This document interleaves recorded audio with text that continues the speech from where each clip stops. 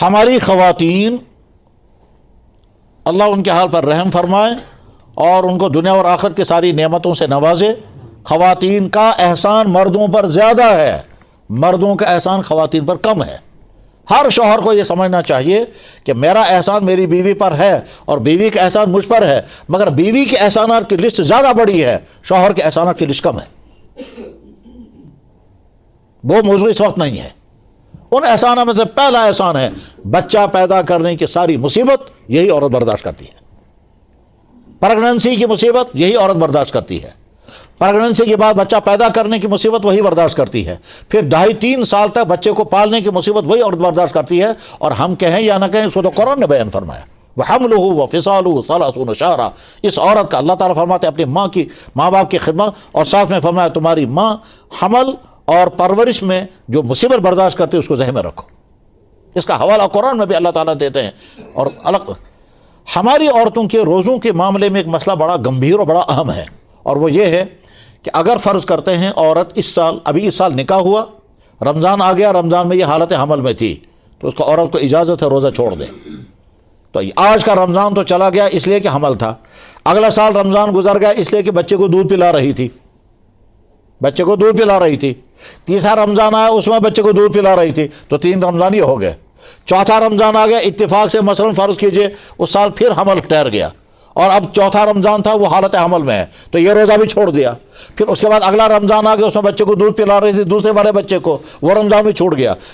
چھٹا رمضان آ گیا، اس میں بچے کو دودھ پلا رہے تھے، وہ رمضان بھی چھوٹ گیا اتفاق سے۔ اس کے بعد وہ رمضان جب آ گیا، اس کے بعد پھر حمل تھا، تیسرا حمل، اس میں پھر رمضان چھوٹ گیا، پھر بچے کو دودھ پلا رہے تھے، پھر رمضان چھوٹ گیا، پھر بچے کو دودھ پلاتے پھر رمضان چھوٹ گیا۔ اس طرح بعض عورتوں کے 6 رمضان، بعض عورتوں کے 8 رمضان، بعض عورتوں کی 10 رمضان جمع ہو جاتے ہیں، اور وہ روزے ان کے سر پر باقی رہتے ہیں۔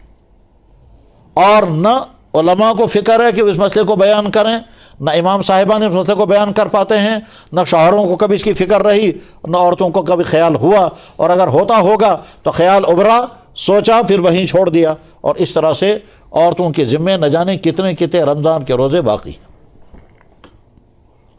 اب شکل یہ تھی کہ اللہ تعالیٰ معاف کرتے ہیں، مگر اللہ کی طرف سے معافی کا کوئی اعلان نہیں ہوا ہوتا تو ہمیں اعلان کر دیتے، لیکن ہوا نہیں۔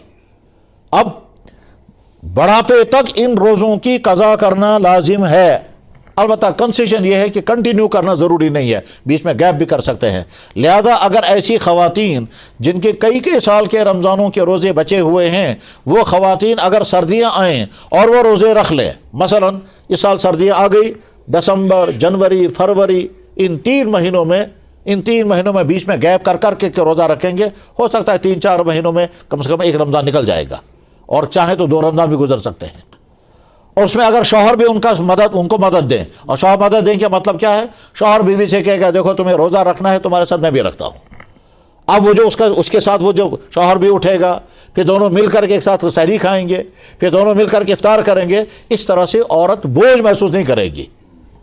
کشمیری میں کہتے ہیں اخت آگو کا، وہ اخت آگو کا یہ ہے وہ جگہ کہ ایک تو اکیلی بیچاری کو اٹھنی پڑے سردیوں میں، اکیلے اٹھنا پڑا ہے سردیوں میں، اکیلی سحری کھانی پڑ رہی ہے، دائیں بائیں کوئی نہیں ہے۔ اس کے مقابلے میں اگر اس کا شوہر اس کے ساتھ ہوگا تو جناب اگر سارا عیال ہوگا شوہر نہیں ہوگا تو وہ ایک کمی محسوس کرتی ہے، اور اگر شوہر ہے تو سب کچھ آ گیا۔ یہ اللہ نے عورتوں کا مزاج بنایا۔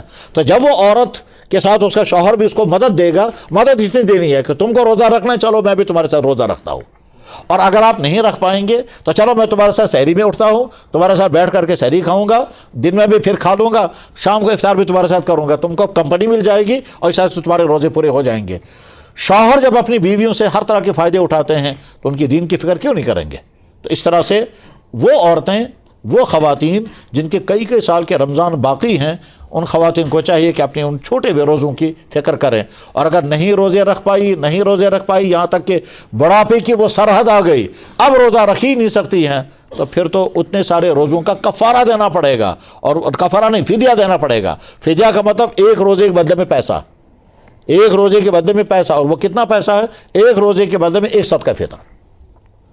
وہ بوڑھے انسان، مرد ہوں یا عورت، جو بڑھاپے میں اس عمر کو پہنچ گئے کہ اب وہ روزہ نہیں رکھ سکتے، اور امید بھی نہیں اب روزہ رکھ پائیں گے، اور آئندہ صحت بھی واپس آئے گی نہیں ایسی کہ وہ روزہ رکھنے کے قابل ہو جائیں، ان انسانوں کو پورے مہینے کا فدیہ ادا کرنا ہوتا ہے، اور فدیہ کم سے کم جو صدقہ فطر ہے وہ 60-70 روپے بنتا ہے تقریباً. آج ابھی حساب ہوا نہیں ہے، ابھی رمضان میں سارے علماء مل کر کے فیصلہ کریں گے کہ صدقہ فطر کم سے کم تعداد کتنی ہے وہ صدقہ فطر.